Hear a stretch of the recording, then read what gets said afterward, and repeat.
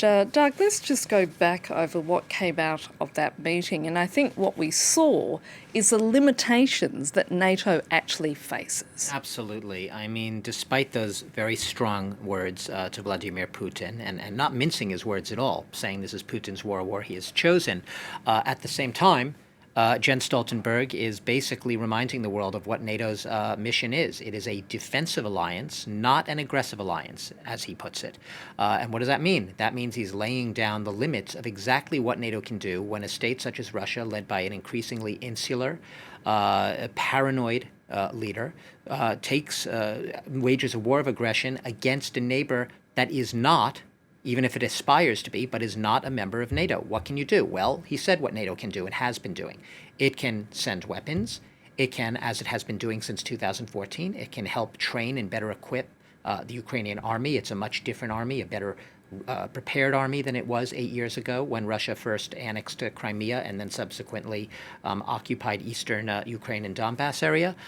However, and he was very clear. They cannot do what Volodymyr Zelensky is asking NATO explicitly to do, which is to to implement a no-fly zone in Ukraine. Why? Implementing a no-fly zone, a NATO member especially, trying to bar the skies to Russian jets would be tantamount to declaring war on Russia. Now, there are obviously people hearing this who will say, well, if that's what it takes to prevent this type of aggression and stop the world going up in flames, so be it. NATO perhaps should overstep its mandate. But the fact of the matter is you have a lot of people, not just the Secretary General, extremely wary of doing anything that would in any way, shape, or form provoke Vladimir Putin. No-fly zone, it's not only would it provoke Vladimir Putin, it would serve as the absolute pretext for that broader war that everyone's worried about. So it is the proverbial rock in the hard place for NATO.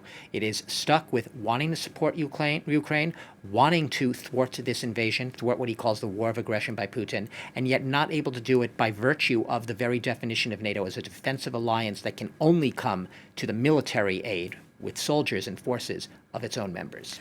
Now, in the meantime, Russian President Vladimir Putin shows no sign of restraining his onward push into Ukraine. So the question is anybody in Moscow actually listening to what NATO has to say about this? Sure, there are people listening and perhaps watching, although those would not be Russians watching on state TV. Even though we were standing here live, I would bet a pretty penny that they did not carry any state outlet this entire speech live, notably because he's using terminology, Jens Stoltenberg, in this speech that is now illegal, officially illegal as of this morning in Russia. The Russian parliament voted that you cannot, it is now criminally punishable by up to 15 years in prison to use words such as war or invasion to describe the Russians' actions in Ukraine. The only officially accepted terminology in that right now, is special military operation. That's Putin's language. That's his military general's language. That's his advisor's language. So by definition, no, Russians were not hearing this. They were not seeing this because he used those very words. War of aggression, invasion, to describe what is going on right now in Ukraine. Russia's war of aggression, Russia's invasion. I would also say that Putin himself, even if he himself did have access and listened to the whole speech, he has nothing but, and he has said this explicitly, nothing but contempt for NATO. He sees NATO despite its public front of unity, as being weak